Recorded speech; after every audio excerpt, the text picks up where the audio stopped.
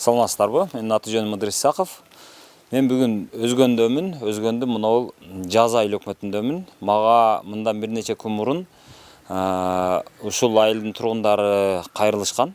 Алар ушул өзүнүн айылдашы.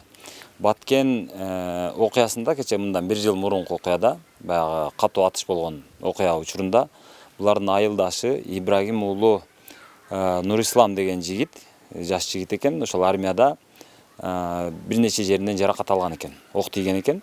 Анан ошол айылдашына мамлекет тарабынан эч кандай көңүл бурулбай атат.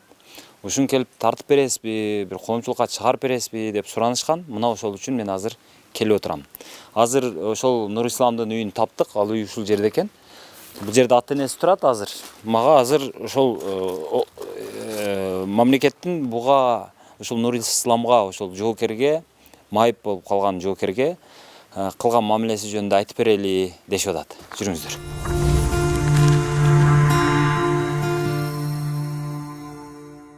Таза баламды, соо баламды майып кылып алдым да мамлекеттен. Эми ушул баламдын өмүрүнүн аягына чейин ушу менен алышып күнүбүз өтөт да.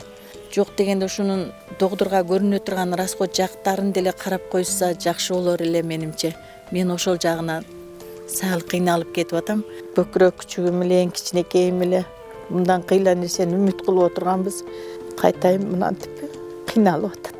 Бир жылдан бери тарткан азабы кыйынчылык менен күн өтүп атат. Шежеравай жатат турат. Малдарды өзүм карайм, иштөрүм кылам.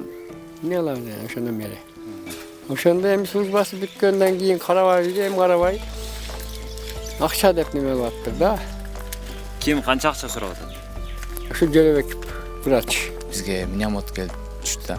Ошондо мен сиңиптин мен алдыма келип түшүп калдым. Где-то 5 метрден наракта түштү да. Ошо жерде эле жыгылып калдым, мен тура албай.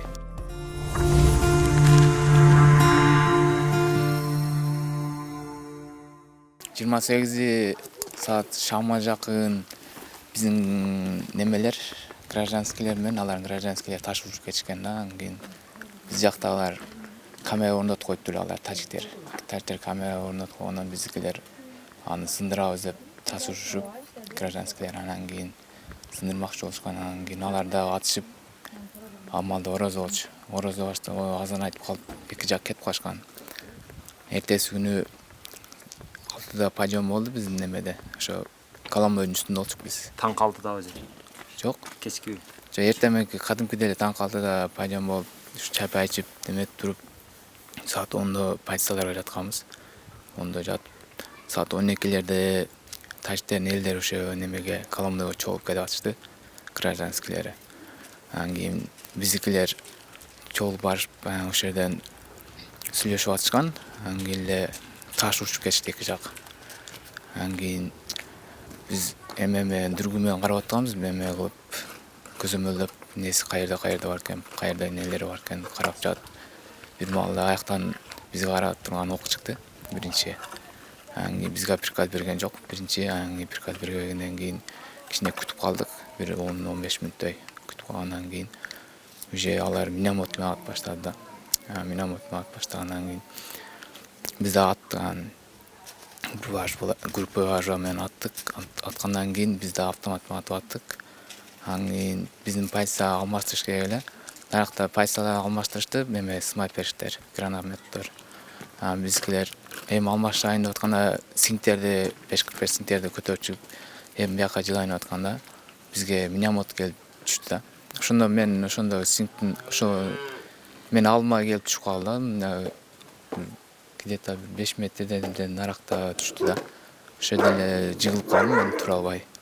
Анан нарактан эки сержант келип, мени көтөрүп, колотуп алып түшүп, жаткызып, саат 2-лерде тийди да, мага 2:30 тийди. Анан кийин ушакта тийип, тоонун башында жаттым.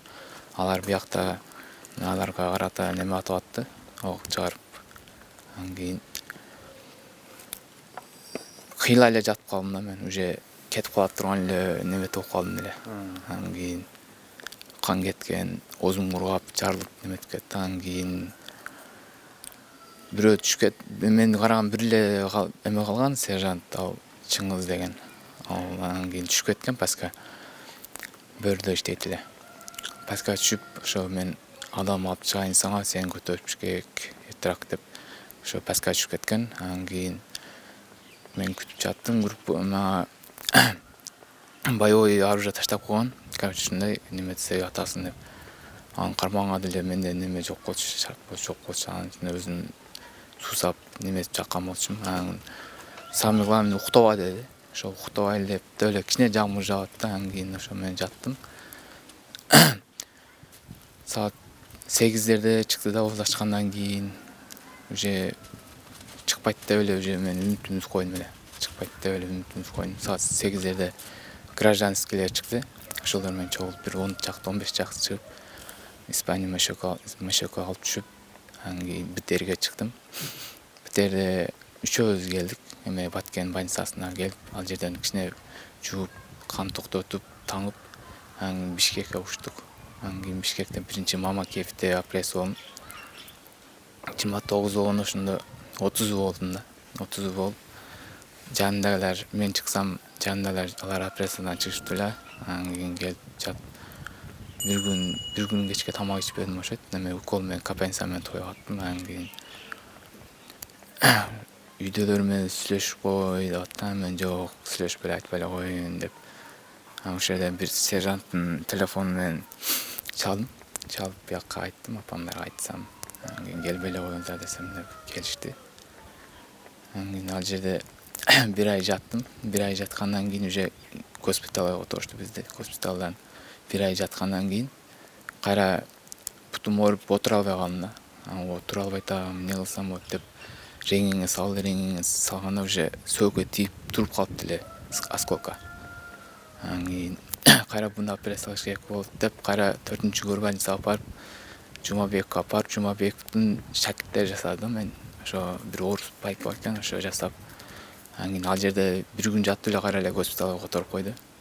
Госпиталда кайра эле 20 күндө, 25 күндө ашык жатып, анан кийин үйгө отпускага жөнөттү 10 күнгө. 10 күндө үйдө жаттым, анан кийин наракта служак досторуң служба кылып жүрсө, сен буякта үйдө жатсаң, кичине намыстанат экенсиң. Анан кой мен барып, кичине болсо дагы нарядка чыгышым керек деп кетип калгам. Барсам 22-ден командирлер уже Көкташка мени которбой койду, жөнөтпөй койду, сен баса албайсың деп.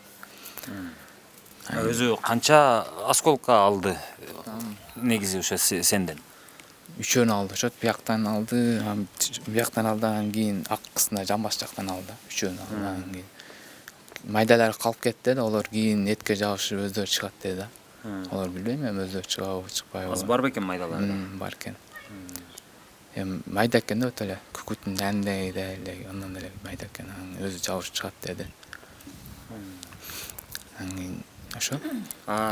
Жумабеков азыр апаң айтып атат да, Жумабеков акча сурады деп. Аны менен өзүң сүйлөштүңбү негизи? Абижем экөөбүз кирдик, ал жака кирип консультация алай деп. Эми рентгеним, эме томографиямды көтөрүп кирсем, эмне болот десек, бутту көрүп, ошо операция кылыш керек дейт. Качан кыласыздар десек, короче, ушундай мамлекет жактан жылына 1 жолу, 2 жолу эле операция болот, анан кийин запчастары мамлекет жактан кеч келет деди. Анан кийин очередь деди. Очередь канчанчы очередь болот десек, анан кийин 966 болуп очередьке жазды. Анан мындай срочно эле кылып бүтүрсөк болбойбу десек, ошо $2000 болот деди. Анан кийин немелерин өзүңөр аласыңар деди, запчастарын. Имплант. Анан кийин уже сага имплант коюш керек бекен? Коюш керек да. Уже немеси желип кетип, томук уже желип кетти да. Жок эле болуп калды. Ошондо азыр кайсыл жерге кандай имплант коюш керек? Жамбашка коюш керек. Бут менен жамбашка баа чашканын ичине мындай томукту эме, ошону томукту алмаштырыш керекпи же чашканы экен? Ошо томукту алмаштырыш керек да. Анын ошол имплант канча акча турат экен? Билбейт экен могу канча акча турат. Короче, ошону алмаштырыш керек деди. Анан кийин өзүнүн акысын сурады ошойт. Анан $2000 болот деди. Анан кийин биякта немесин өзүңөр аласыңар деди, запчастарын. Ошонун немелерин. Анан кийин ошентип очередке жаздырып келе бердик. Анда канча 966 болсо ошону кылдырат экенбиз деп. Анан азыр абалың кандай?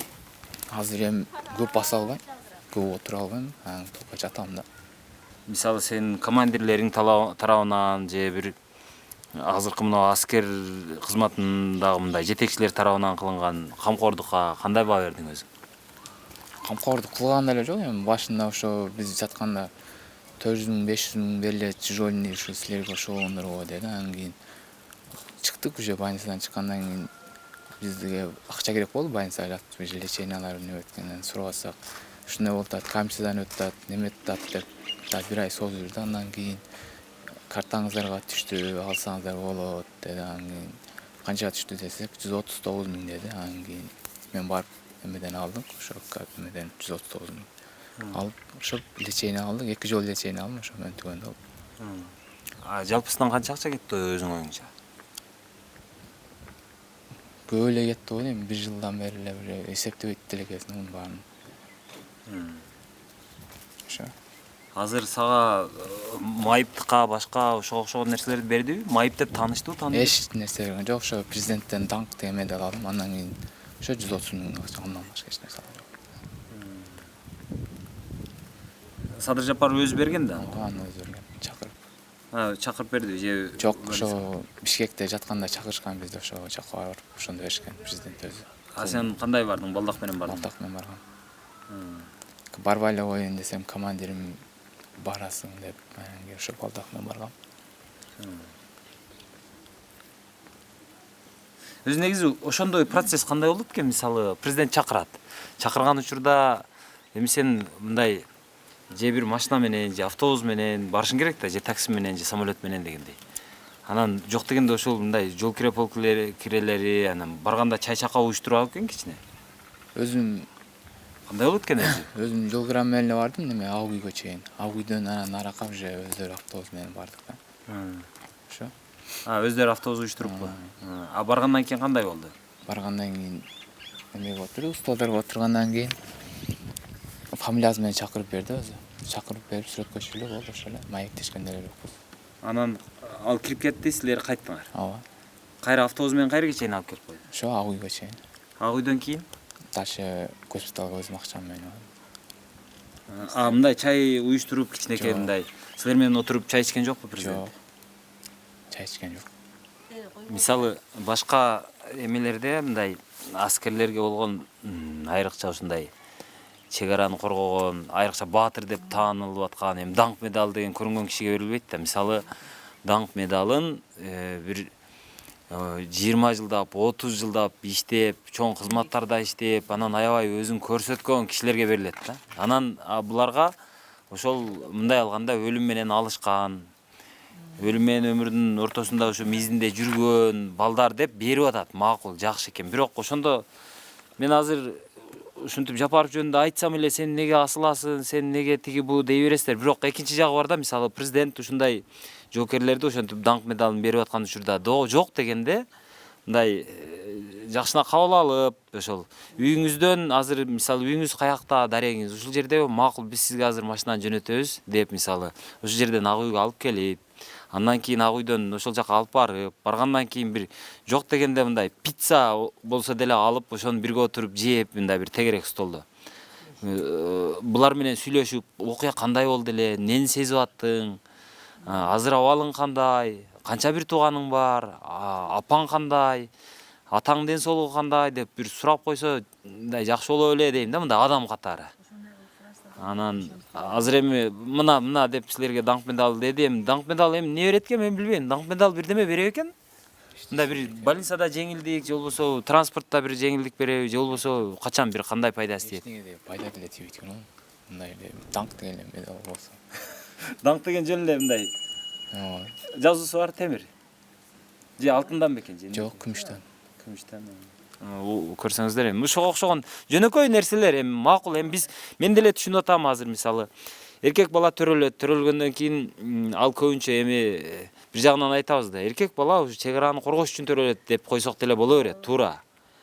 Өлсө деле чек ара үчүн, мекен үчүн өлдү деп койсоң боло берет. Ошол сөз менен кутулуп кетсек боло берет. Бирок баары бир жок дегенде ушул өлкө башчы катары, өлкө башчы өзүн айтат да, эми главнокомандующиймин деп айтат да, мындай кол башчымын деп айтат. Демек кол башчы өзүнүн ар бир жоокерин мындай баалап, ар бир жоокери үчүн мындай көңүл бөлүп, күйүп, ошондой күйгөнүн мындай сездирип турса жакшы болот эле дейм да. Кандай болду балам, кайсы жерде болдуң, эмне болду, канча бир туугансың, ата-энең барбы, канчанчы баласы болосуң, сенин акыбалың кандай акыбалда калдың, ар бир жоокердин милдети бул, балам сен кыжаалат болбо деген арзуу сөздөрүн айтса макул болот элек. Бирок муну ошол жерге чейин машина менен ташып кеткен жок. Өзүнүн жол киреси менен барып, өзүнүн жол киреси менен келип атты. Мен ошондо жанында болчумун. Баламдын жанында элем. Бул жактан деле Баткенге баягы 10 күндүккө жатып атканда деле өзүбүз жол кире кылып барабыз, өзүбүз жол кире кылып алып келебиз. Ушундай кылып атказып аттык. Бул эми Кыргыздын баягы 41-жылкы согуштагы баатырлар болбосо ham кийинки жылкы баатырлар чыган баатырлар болуп чыгып атат да бул. Өлүм менен алышып атат булар. Ошол жерде кокус өлүп кала берет экен да. Кайрылышпайт экен да, карашпайт экен да, тиктебейт экен да. Мынанча миллион бердик деп коюшат. Бергенин дайыны деле жок, мисалы үчүн тийген деле жок. Жок дегенде ошол балдардын келечегин ойлоп койсо жакшы болот эле. Садыр Жапаров. Мамлекеттин камкордугун кандай бир сезип атасызбы анан?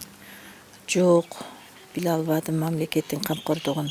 Менин балам армияга эми службага жакшынакай болуп 6 сан аман бойдон барды эле. Жакшынакай службага 2 буту 2 колу менен келет деп ойлодум эле. Бирок мынантип инвалидный группа болуп кирип калды. Майып да эми бул майып болуп калды. Эми ушул майыбы таза баламды, соо баламды майып кылып алдым да мамлекеттен. Эми ушул баламдын өмүрүнүн аягына чейин ушу менен алышып күнүбүз өтөт да. Жок дегенде ушунун мындай докторго көрүнө турган расход жактарын деле карап койса жакшы болор эле менимче. Мен ошол жагына сал кыйналып кетип атам. Келген сайын мамлекеттен эми бөлүнбөдү дебейли, бөлүнүптүр 139 000 акчасы берилиптир. Ал акча менен 2 жолу 3 жолу больницага жатканда жок болот да. 1 жыл бою төлөп эле карап эле келе атабыз. Эми ушунун келечеги кандай болот деп мен өзүм ойлонуп отурам да жаш баланы. Бизди бага турган балабыз эле, эң кичинекейлерибиз эле. Чоңдорубуз Россиялап кеткен, бар жогу семьялуу өздөрү менен өздөрү. Эң кичине балабыз ушул эле да. Ушунун колунда кала турган элек. Эми очередь 7-8 жылда келеби, 10 жылда келеби, ого чейин ким бар да, ким жок, кандай болот. Ушул жагынан кичине карап койса болор эле. Шу. Азыр эми бул жакта тирилик эми бул күч менен гана тирилик кылат дейм. Ооба, бул жакта эми күчүң болсо, 6 саның аман болсо, жер тырмаласаң тирилик болот да. Бизде ошондой. Бар жогун бөлүп берип койгон, баарына тырмалап иштешибиз керек. Иштесек анан болот. Эми майып балам кандай болуп иштейт, каяка барат, колунан иш келбесе жатса, турса, отурса көп отура албайт, турса баса албайт. Ушу жатат болгону. Ушундай болуп калды да. Ушу ягын карап койса жакшы болор эле мамлекетке. Бул жакында качан үйлөйүн деп аттыңыздар эле? Эми билбейм, мен айта албайм мынанда үйлөп берем деп. Мен азыр деле үйлөп кое берейин десем, майып болуп турса кандай болот, кандай жок. Келечеги кандай кыздар келет. Сенин балаң байып деген сөздү уганбы? Ушу майып болбош үчүн аракет кылып эле атам, болбой атабыз го, такыр эле болбой атат, билбейм. Ал жагын айта албайм. Ушу үйлөнсө жакшы болот эле, элге окшоп 6 сан аман келип, адамдай болуп иштеп жүрсө жакшы эле мага деле. Карай турган, бага турган бизди, биз ушунун колунда кала турган нелек да. Мынантип өзү карай албай, өзүн бага албай, өзү кыйналып отурат мынантип.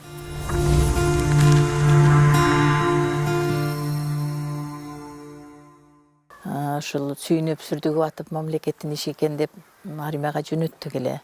Бир жакшына служба кылып жүргөн, 6 айында бир барып келгенбиз. Бир жакшынакай экен, балдарды үгүттөш керек экен, жакшы болуп калыптыр деп аябай сүйүнүп келдик эле.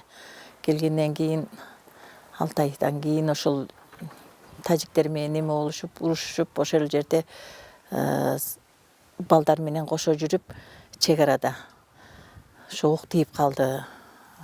2 жерине тийиптир, 2 бутуна тең. 2 буту тең жараксыз болуп, ыйлактап келиптир. Аны көргөн жокпуз биз.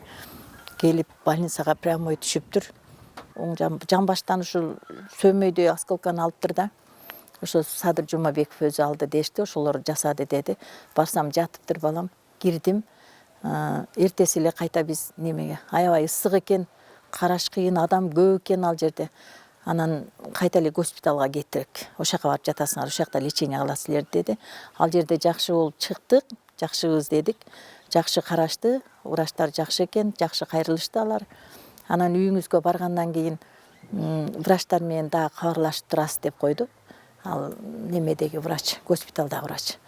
Макул деп анан келдик, келип үйгө кудай кылып, өткөзүп, неме кылып, кайта буну часына чакырып калды. Часка уже отпускасы бүттү, часка келсин деп. Часка баргандан кийин бул немеге кетем деди, өзүмүн часыма барам, 20-22 часка ошол жерде служба кылышым керек, улашым керек деп.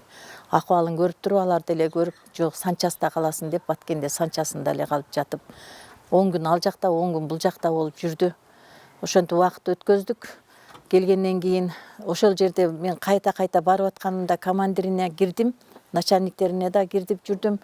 Айтып аттым, менин балдам кийин келечеги кандай болот, бул ушу ойдон эле ушинтип калабы, мамлекеттин ишинде болуп атат, мен өзүм да ишимде эмес, мамлекеттин ишинде карап койсоңор болбойбу ушуну десек, акча бөлүнөт сиздерге, каралат комиссия тарабынан, биз точно билбейбиз аны канча бөлүнгөнүн, кыскасы бөлүнөт деп айтты.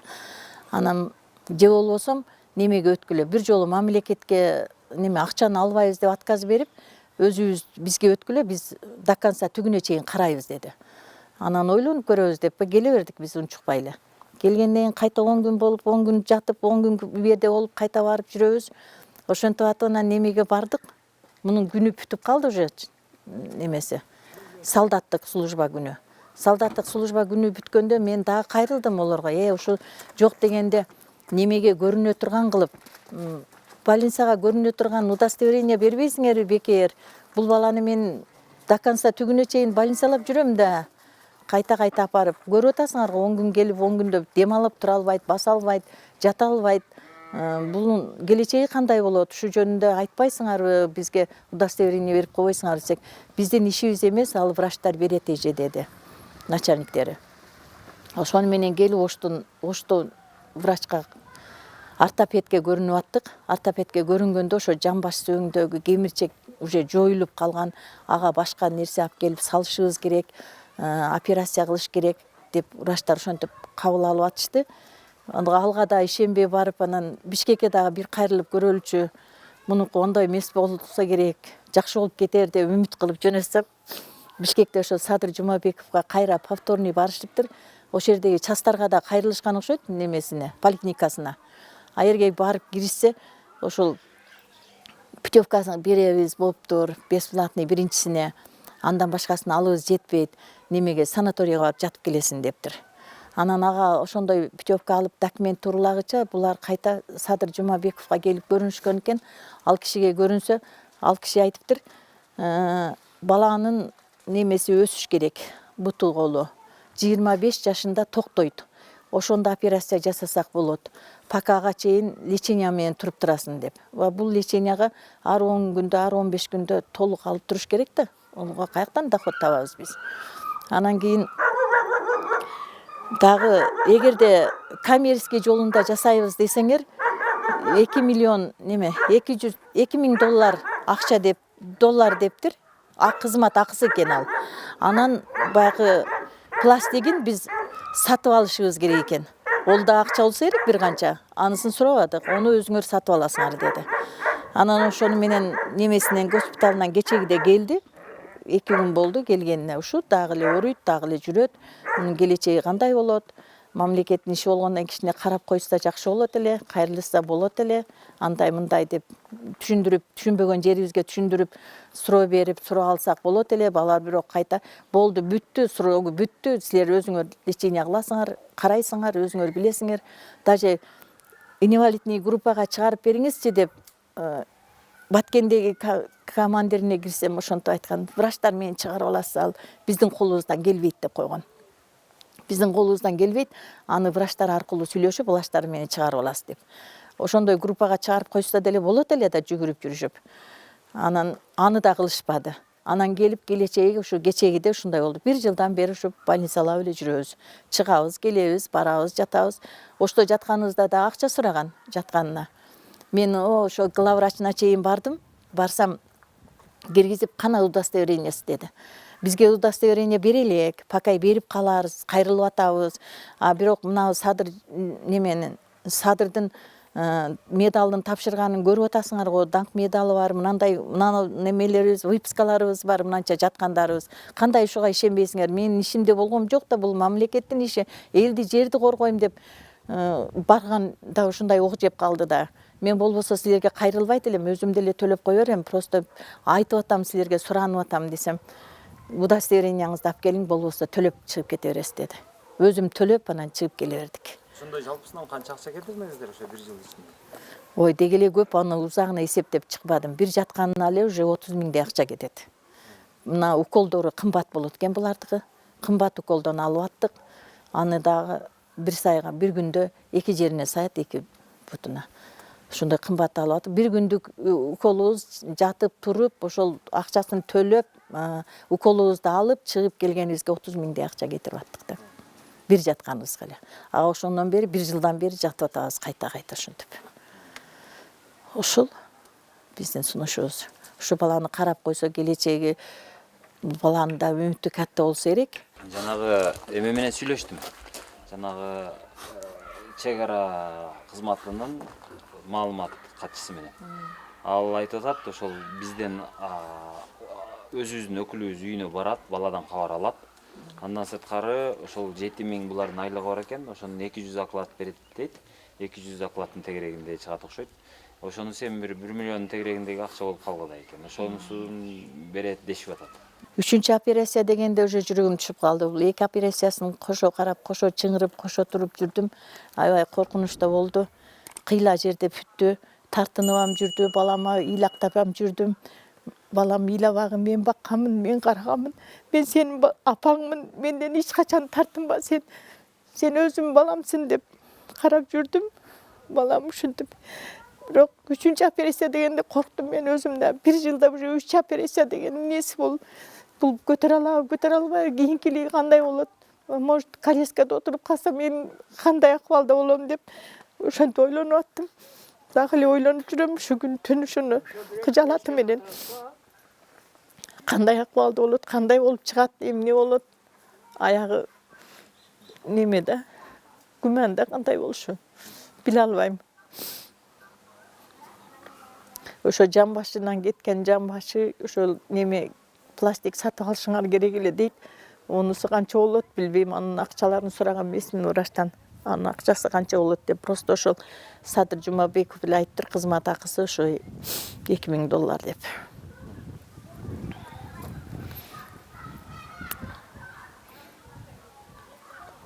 Ошо элдерге ошондой бөлүндү, берилди деп эле атты. Ошо баткендиктерге бөлүнүп берилген окшойт чагым. Бизге бирок эч ким келген деле жок, кайрылган деле жок, караган деле жок. Биз өзгөндөн бир эле адамбыз деп жүрдүк да. Өзгөндүкбүз, биз өзгөндөн болобуз деп. Ошо өзгөндөн ушу балам эле тийип калган экен өзү дагы. Ошо. Эң кичинеңиз экен дейм, а? Ооба, эң кичинекей балам болчу да. Ашыкча сүйүп чоңойткон балаңыз. Көкүрөк күчүгүм эле, эң кичинекейим эле. Мындан кыйла нерсени үмүт кылып отурганбыз. Кайтайын мынантип кыйналып атат. 1 жылдан бери тарткан азабы, кыйынчылык менен күн өтүп атат. Şu operasiya, повторный operasiya kılgan. Ошондо мен барганда айтканмын да, мунун осколкалары калган эмеспи деп, перевязкага кийсем экөөбүз кызыңдашканбыз да. Чыгыптыр деп бакырат. Чыкпайм дедим, мен ошо колясканы сүйрөп кирип атам, неме кылып, карап турбаймынбы? Сен чык деп. Экөөбүз бакырышып кызыңдашканбыз ошол жерде. Ана мен келе бердим, бу карап калган. 2 ай жаттым, 3 ай жаттым. Ошо Жумабековдабы? Ооба. Жумабековдо ham жаттыңар, госпиталда ham жаттыңар да. Жумабековдо операция болду. Жок, анан Жумабеков анан кандай кылам дейт анан, эмне деди? Азыр эми ошол Жумабековду кылган азыр майда болду да, 1 апрелде тегинде болгон да. Азыр эми 1 жыл болуп баратат го, азыр февраль, март, апрель, майда, апрелде 1 жыл болот да. Ошол 3 ай больницада жатты, службасы бүттү 1 жыл. Sentav'ın kançasında geldi. Службасын hep de bütürüştü da sürebilip. Yani şu kadar жақсы olmaydı. Bütünde. İşler olmaydı. Yatat, turat. Hem geçeydi de oşkodu lapardık leçeneye. Oşta jatı ayağında jatı yani. Hem geçeydi Bişkek'e paraldı, Bişkek'e bardık. Oşta kardeşim var, yeğenim var. Gösterse oşta $2000 depti da. Daha 300 depti da polis demek. Tol kançacı de gene. Yani şu memleketin nevesinde oldu o. Bunu kanday nime olat. Bu akşam ayakta nime olat ana desenen. Oylantılarında söğü göçet buladın. Nime jalkol kılgan değil mi? Nime apresiyalı var amına de. 24 yaşa kadar karar yaptı da. 24 gece daha kaç yıl var da? 2-3 yıl var. O şeyin ne olat ne yok bu. Zaten olup gitti daha içinde olan nime. Devenin bunu küret attım mı sanatoryaya attım. Sanatoryaya da ya işte gediler kılması yere ki kolp koydular vermeye çattı da geldi.